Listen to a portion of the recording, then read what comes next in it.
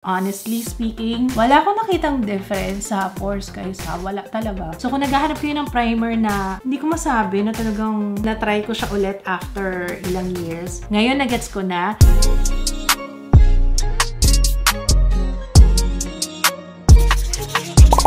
Hello everyone! Welcome back sa ating channel. Naku, eto nga, meron tayong babalikan kasi ang daming nag-request nito sa inyo. Nag-trending recently yung Shawil na face primer and actually na-review ko na to 7 years ago. Kung hindi ako nagkakamali, 7 years ago yon. Oo. Pero try natin ngayon kasi iba na yung skin ko. Kumuha rin ako ng makeup mist and set. Ito yung setting spray nila. So let's try this. Kung kumusta siya after 6 or 7 years mula nung first time ko siyang tinry, ganito ba rin yung itsura niya, guys? Sa totoo lang, wala namang pagbabago. Ito pa rin siya. Ayan, oh. Tapos naalala ko yung last na nabili kong ganito, hindi siya mapump. Pero, okay, tingnan natin. Ako, hopefully. Okay, ganun pa rin, no? Diba? Pareho pa rin yung itsura niya. Ito, nabili ko siya sa Shopee. Lalagay ko yung link sa description box. Ay, wait! Ang price niya. Tingnan natin kung magkano. Ang mura ng bili ko! Oh my gosh, ngayon 89 pesos lang. Wait lang, bakit ganun? Dating 199, 89 siya ngayon. Pero ang bili ko is 180 pesos. So, dalawa naman siya. 180, dalawa na yung setting spray. At saka, uy, ang mura nun, Diyos ko po. Napakamahal na ng makeup ngayon. Ako, naloka ako. Kwento ko sa inyo sa Watson's Haul. Okay, anyway. So, let's use... Naku, sana okay ka na. Ayun, naririnig ko na. Ayan na! Okay, ito na siya, mga kaibigan. So, yan yung kanyang consistency. Okay? Parang the same pa rin naman. So, ang gagawin natin, same pa rin ng usual na routine ko. Let's use sunscreen. Hindi na ako magmo-moisturizer, no? Sunscreen na lang. Kasi ito, okay na rin siya as moisturizer for me kasi very hydrating. Para sa akin na, I have oily skin. Ngayon, if you have dry skin, use a moisturizer first. Pero ako, okay na sa akin to. Okay, hintayin natin mag-set. Alright, so okay na, nag-set na yung aking sunscreen. Let's use the face primer. Dalawang pump. Okay? Actually, sa isang side lang muna tayo. Parang wala lang din. Guys, hindi ko rin mapapakita sa inyo yung side by side. Kasi parang almost same siya na consistency ng sunscreen na nilagay ko. Parang okay naman siya. Pero buti na lang hindi na siya maasim. Kasi yung una kong na-try, diba? Naku, kung mababalikan niyo yung video na yon, check out the card sa taas. Ang asim nito nung una. Sa totoo lang. Nung pinanood ko yung video na yon, ang laki pa ng mukha ko dun. Hindi pa ako nagpatanggal ng ano nun eh, ng buccal fat. Ayan, may utang ako sa inyo na video tungkol doon. Kaya coming soon ha, kung ano yung mga pinagawa ko na sa face ko, ano yung nanghinayang ako, ano yung go ako. Kaya make sure to subscribe. Okay. So ayan na siya. Tsaka na ano na siya, oh, na-set na. Hindi mo makita ngayon, pero may feeling na parang grip, nakaka-grip siya. Parang gano'n. Medyo may lagkit para siguro mag-grip yung nilalagay mong foundation. Ito, nafe-feel ko pa yung sunscreen dito, pero mas maganda yung ano dito, mas makapit yung feeling. Pero sa pores, wala akong nakikita na itulong sa pores ha. Ito, honestly speaking, pero malalaman natin yan once na nilagay na natin yung foundation. Actually, mabango na siya. May fragrance pero very, very, very mild. Noong una kasi ang asim nito eh. Na-reformulate na siguro nila. Pero ulitin ko, that was 6 or 7 years ago. Lagyan na rin ako dito. Ang dami ko nung na-pump eh. Okay lang pala yung isang pump lang, guys. Don't put too much. Especially kapag meron kayong oily skin, mas okay na yung paunti-unti. Kasi pag marami ka nilalagay, parang mas lalong nagiging oily, no? So, ayan na siya. Hintayin lang natin konting mag-set. Grabe yung pimple ko dyan. Tatakpan natin yan. Wala akong nakitang difference sa pores, guys, ha? Wala talaga. Kahit yung, kung na-mattify yung face ko, wala din. And feeling ko hindi siya silicone. Ayan, may dimethicone, so meron siyang silicone. Pero, ang pinaka main ingredient niya is, eto nga, yung cyclopentasiloxane na I don't know what that is. Search nga natin kung ano yan. Silicone din siya, pero silicone liquid. That's nice to know. Ang cyclopentasiloxane ay clear, odorless silicone liquid. Kaya pala ganun yung feeling niya. Sabi ko, para tong lubricant. I mean, yung nilalagay sa pag nag-ultrasound ka, diba? And other personal lubricant, ganyan. Diba? Yun ang pinaka main ingredient. Okay. Nice to know. O yan, sana may natutunan kayo sa video for today. Okay, apply na natin tong Sola Foundation Primer. I'm using yung Sand Beige. Again, ito yung usual. Dinagdag ko lang si primer.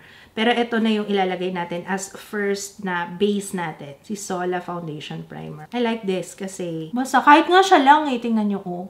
Kahit siya lang okay na as skin tint. Based dun sa mga napanood ko recently tungkol dito sa Shawil na primer.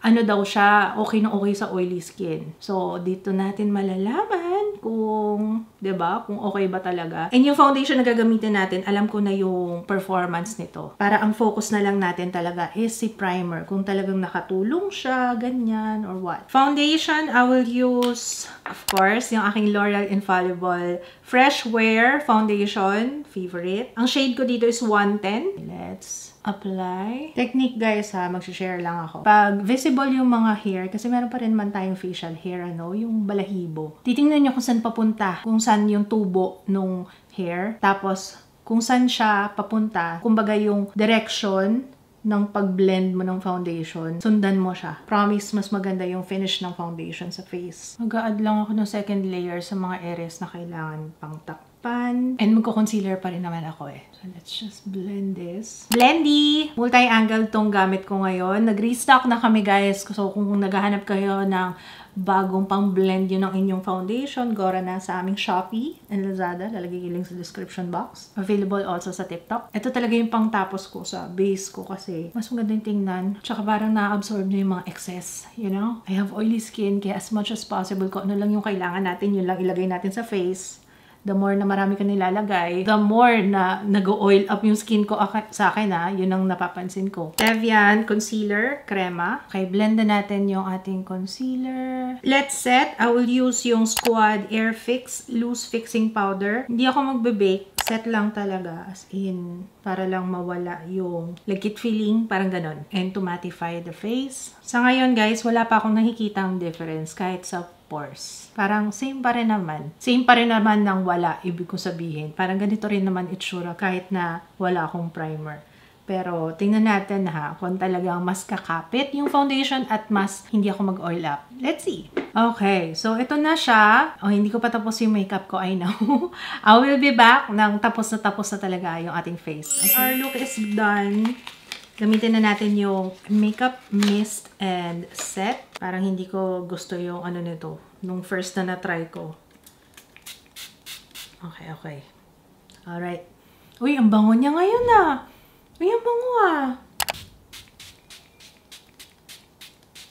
Okay, ayan, nag-set na. Alright, it's now 12:08 and I will be back later for an update. Kumusta siya? Pero sa ngayon, wala pa akong masabi. Parang nag-add ng glow yung setting spray. And ayan na yung itsura ng ating face. Our fresh face. Okay, babalik ako mamaya kung kumusta siya. Update, it's now 4:31. Kailangan kong mag-blot kasi medyo makintab na tayo, no? Opo, nagfi-film ako. At saka yan, kung mapapansin nyo, nag-blush ako. Nagdagdag ako ng blush.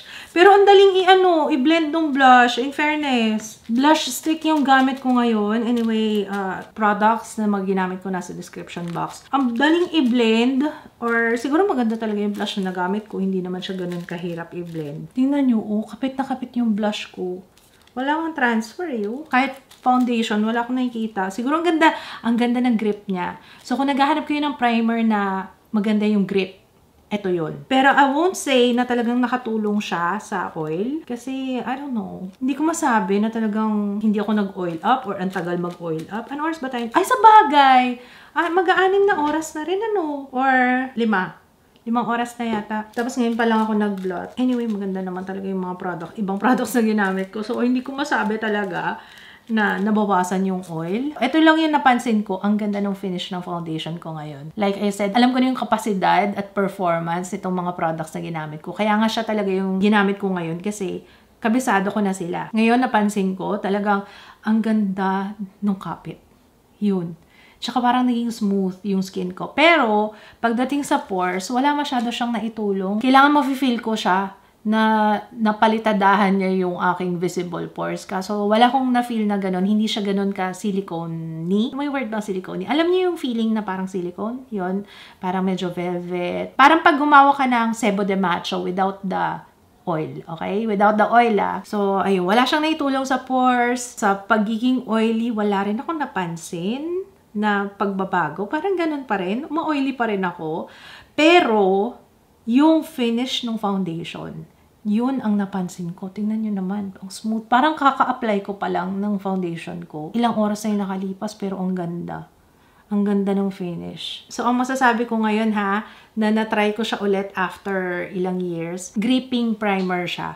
Ibig ko sabihin, maganda yung kapit ng foundation dahil sa kanya. Tingnan nyo, maganda na talaga yung foundation na ginamit ko. Pero kung gusto nyo mas gumanda pa yung foundation nyo, you should try this. Ngayon, nagets ko na after all these years, ang tagal na nito sa market, naging viral siya nung nakaraan. I'm not sure kung dahil sa reformulation kasi hindi ko maalala na ganito rin yung before. Pero ang napansin ko is yung amoy. Nag-iba na talaga kasi maasim siya dati. Ngayon, hindi na. Mabango na siya actually. At maayos na yung pump, finally. Kasi yung first time ko tinry ito, sira yung pump. Oh, hydrates skin pala. Kaya pala. Meron nga siyang ganong feeling kanina na parang, parang hydrating to. Malamig yung habang ina-apply. Yun ang aking thoughts after second. Hindi siya first impression kasi second time ko na siyang ginamit. Second time na to, second review ko na. Pero honestly, nagustuhan ko siya and I will use this again. Kaya, yeah, it's worth the hype. Kung gripping primer yung hinahanap nyo, this is it. Ito, yung setting spray. Again, alam niya na, pag first impression, hindi ko pa nare-review, hindi ko pa masabi na, ay, maganda tong setting spray na to. So, nag-concentrate ako sa primer, okay? This one, ang ayaw ko dito is yung mist niya. Hindi, parang masyadong nakaka-overwhelm. Oh! Sana yung mas maano pa, pero in fairness, ang bango niya. Sana yung mas manipis pa talaga. Pero it works pa rin naman. Ay! Oo, may something siya. Malagkit to. Ibig sabihin noon, pang tagal talaga. Kaso nag-add siya ng glow.